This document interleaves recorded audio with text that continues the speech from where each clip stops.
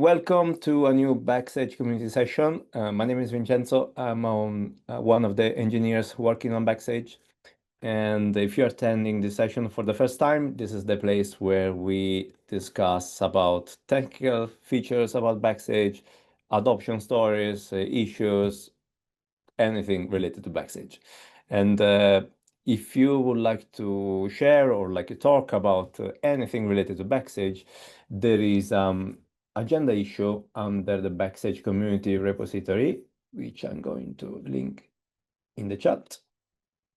Here it is. So feel free to comment, drop a message there, and then we will make sure to cover your topic in the next community session. Okay. Agenda for today, as usual, release highlights. Backstage 1.43 has been released yesterday. So here we will go through all the new features that have been added to Backstage yesterday. And then after that, we will have Contributor Spotlight, which is finally back after some time. And after Contributor Spotlight, we will have a demo of MCP Dynamic Client Registration, a feature that has been released yesterday. And then we will reserve some time for you to ask any question you like at the end.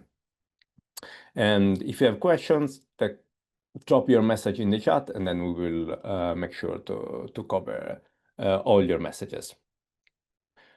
Okay, let's go with release highlights. I think Freben should be here. Over to you. Yep.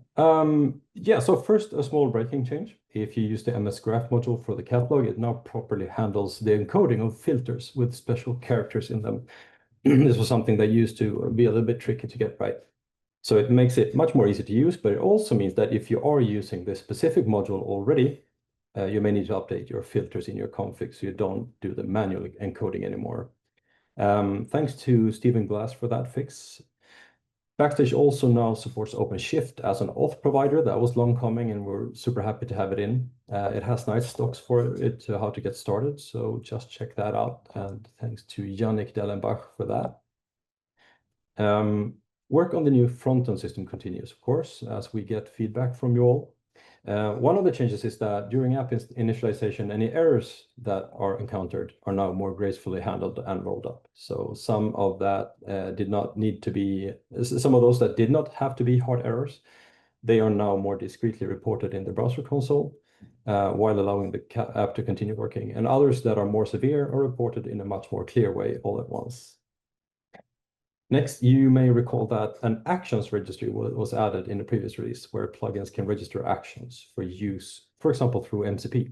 The Scaffolder now has the ability to use those actions directly from within your templates. You can browse those actions and their schemas just like you always could with the regular all-stat actions. In related news to that, there's early support for dynamic client registration as well. This lets the auth backend issue tokens on people's behalf, for example, for use in MCP clients, such as Claude and Cursor. It's experimental, but it works, and we are eager to get your feedback on how it works out for you. Another addition to the framework is that the app config code now makes use of a Backstage env environment variable if it's present. So it uses that to locate extra env-specific config files, such as, for example, app config production.yaml, if the variable is set to production. So that makes it much easier to get your backend set up for multiple environments while not having to specify all those --config arguments by hand. As for the catalog, you can now enable, disable, and reorder providers and processors, all from the convenience of your app config. This is useful for those rare cases where order actually does matter for some reason. And thanks to Heikki Helgren for both of these last two. Also, you can now configure logger levels, which is really nice. This is not just in terms of changing from info to warning level. It's actually a little bit of a framework for altering how your logging works based on rules. And thanks to Thomas Cardon for that. And one small final thing. I just wanted to mention that the search collator for the Explore plugin has been moved to the community repo where it belongs next to its actual plugin. If you perform your Backstage upgrades as usual with our regular tooling, this should be updated automatically for you, but we thought it was worth calling out. Of course, there's much more. These are just the highlights, but yeah. Thanks, and back to Vincenzo. Nice, amazing. Thank you, Freben. Is there any question about like these features that have been included into Backstage? Feel free to drop a message in the chat or unmute yourself. I think one of the like features that makes things easier is this Backstage env. It's just such a small feature, but it makes like life much easier to just not pass like that just config depending on the environment. That's amazing. Okay, I don't see more comments or questions. Nice. All right. Thank you, Freben. This is great. But in case anyone has more questions for Freben, I think you can find him on Discord. I think you'll be there. All right. Thank you. All right. Let's move on to the next section, which is Contributor Spotlight. So this is something that we ran until almost 4 years ago to give some recognitions to one of the greatest contributions to the project. And in recent months, we have received many great contributions. And among them, one that deserves to be highlighted was submitted by Shijun, aka Spacey. And what was this contribution about? Was a fix for tech docs. I hope you can see my GitHub now. So this issue was open on October 2024, was a memory leak, and a lot of people commented here, try to troubleshoot their instances, sharing some insight about their machines. And finally, with pull request 3652, this issue was fixed. And I think Shijun should be with us today. Feel free to unmute yourself. Hello, yeah, I'm here. Nice. Thank you for being here. Thank you for your contribution. Yeah, Backstage has been a great project, so very happy Nice. be able to contribute. That's great. I just want to steal a few minutes of your time just to ask you like a few questions. So first of all, could you tell us who you are, where are you based, and what are you doing or what is your company doing with Backstage? Yeah, so my name is Shion. I'm based in Helsinki, Finland. I work at Unity, and we use Backstage as the internal developer portal at Unity. This is a bit of new territory for me. Historically, I've been working more as a DevOps/infrastructure guy, so usually just coding Terraform stuff and running Kubernetes clusters. But recently, after I rejoined Unity for the past 9 months, I've been working closely with the Backstage there, and it has been a great learning experience. Nice. And correct me if I'm wrong, but this was your first contribution to the project, right? Yeah, I think so, yes. Oh, nice. How was like the process for learning like how this tech docs is handling all this like documents? Like was it hard to learn like get into the code, understanding all the flow? Actually, I don't think it was that difficult. The documentation was great help, and the code was easy to understand. So, Nice. and of course, nowadays you have all the LLMs that will help you with understanding what's going on. So it has been a great experience. Nice. And I guess like all the comments from all the other like people who contributed to the issue, that also might have helped. Yeah. Yeah, nice. Amazing. All right. Well, thank you so much. This was great. Thank you for your contribution. And Thank you you. for sharing your story here. And looking forward to seeing your next contribution. Cool. Nice. Thank you. All right. Let's move on then to here it is, Actions demo. Yes, that would Ben, be me. Yes. is the demo ready or? Yes, in true Ben fashion, I did this about an hour ago. All right. So full disclosure, this may or may not work. No, I think it's. Okay. Let me go and try and share this thing now. I need to send a request to share. Can you accept my share request, Vincenzo? Yes. All right. Okay. I think it's this. All right. So what I'm gonna demo is two parts. I actually extended the demo a little bit. I was just going to focus on the dynamic client registration part, but then I realized there were some of the other good things in the release that I can also demo. So Freben mentioned earlier that we built the Actions Registry a few releases ago, and we built the Actions Registry as a core service, or like an alpha core service. I'll do some testing with it. And one of its main usages was to kind of enable the MCP flow, be able to, or plugins to expose actions that you can call through MCP clients. The other kind of solution that we wanted, or the other opportunity we saw, is installing of like scaffolder modules or like scaffolder actions through modules is a little bit clunky, I guess. You kind of have to install a lot of things to get things running. And we thought that'd also be kind of nice if you would just install the plugin, let's say, like the catalog plugin, and it automatically provide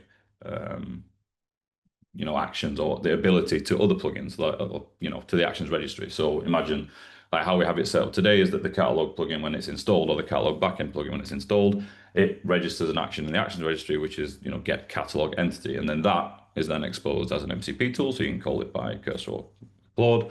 And now with this latest release, you can also call these actions using the scaffolder. So I've created a new Backstage app here, which I hope you can see. Is this like fine screen size? Do I need to make this any bigger, or is this okay? Question number one, do you see an editor? Yes. Yeah, okay, good. So yeah, what I've done here is I've created a new Backstage app, and I've created a community session plugin. And what this community session plugin does is it registers an action in the actions registry called add two numbers. Very scientific, very complex, I know, which takes in two numbers, and it's going to add them together and just return them as output. So this is binding the action or setting up the action in the actions registry. Let me hop over to the browser now, where you can now see Backstage, right? Yeah. All right, good. So if I go to create over here and I go to the actions list, and if I do a little search on here for a community session, I see I have this action now in the actions list. So this is pulling things from both Scaffolder modules and anything from the actions registry. I also went and edited this template over here. So I'll just hop back to cursor again, or the editor. And if I just jump into the example template, I edited this a little bit just to actually show that this actually works. So this is now going to call that community session add two numbers action. And it's going to take in two parameters from the user, both A and B, and we're going to add them. And then in the template, the output is just going to be, some text that just shows the output.result, which is the, this output.result. Okay, let's go and run this then. So let's go and do some hard, complicated maths. Let's do 10 plus 5. We go into review, we click in create, and we have a little output box here saying great maths. The output is 15. Yes, great, it works. Okay, so that's kind of the scaffolder part. Now I want to dive into like the MCP part.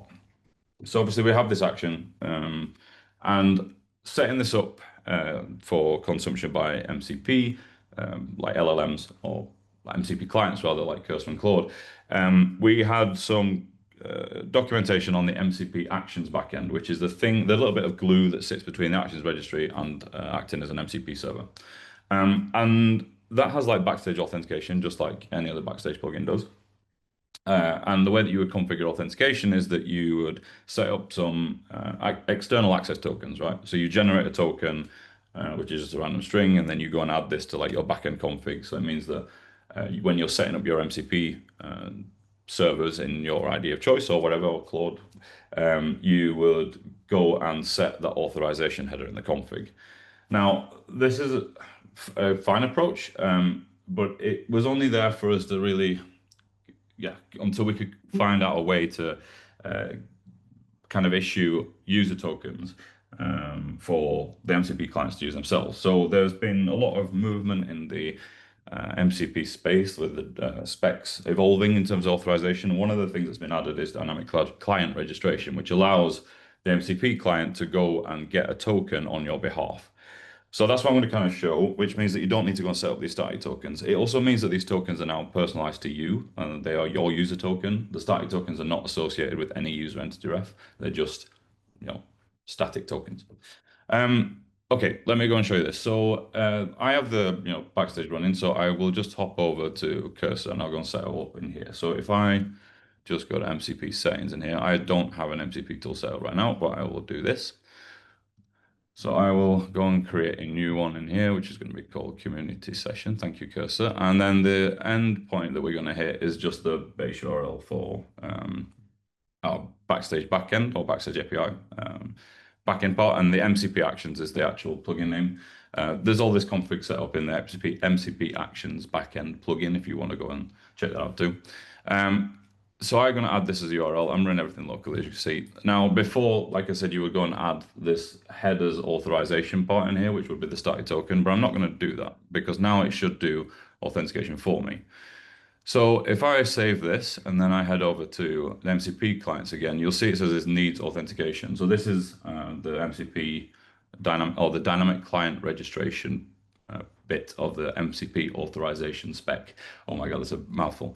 And what this allows us to do then is to click on connect. And what this is going to do is open up your Backstage instance. And it's going to go to this new front-end plugin that we've built, which is the auth plugin front-end, which you'll also need to install for this to work.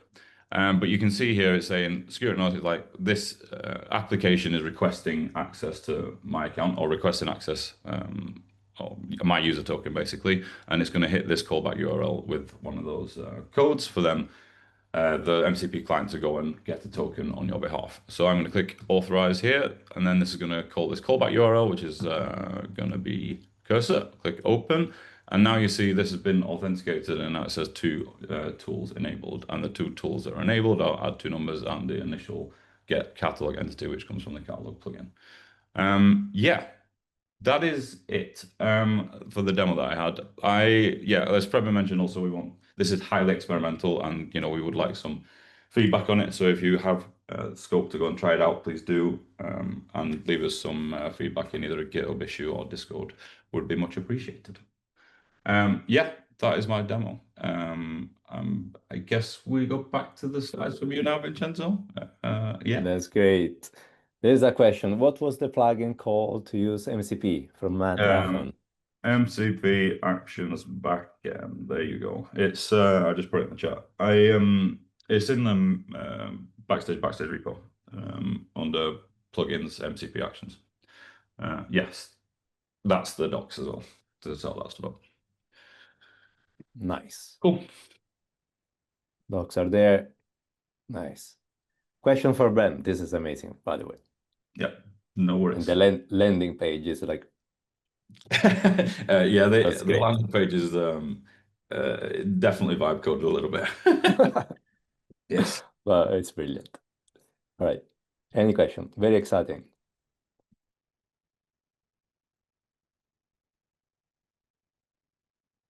Yeah, it's also worth noting. Sorry, it's also worth noting that a lot of like the MCP spec moves very quickly. So whilst we're implementing one spec, another one gets released, and then it takes a while for the clients to catch up. So if there is releases of maybe Cursor, maybe Claude and stuff, we might be trying to keep up and catch up with those. So this is implemented like an older version of the spec, not the most current one.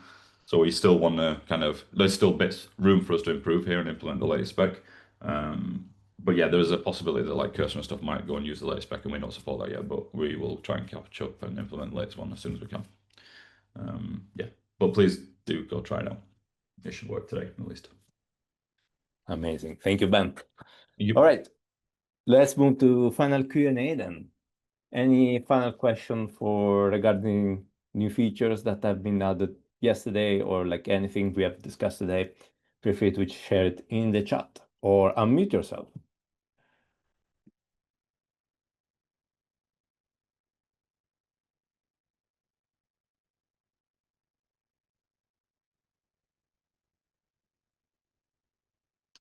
No questions so far.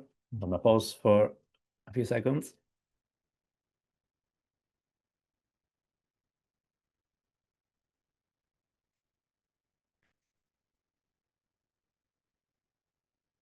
All right. Cool. Then I think we can get some time back. Thank you so much. But if there is any other question, we are all on Discord, so feel free to drop a message there or open an issue on Backstage if you find anything interesting. And yeah, see you next month. Thank you.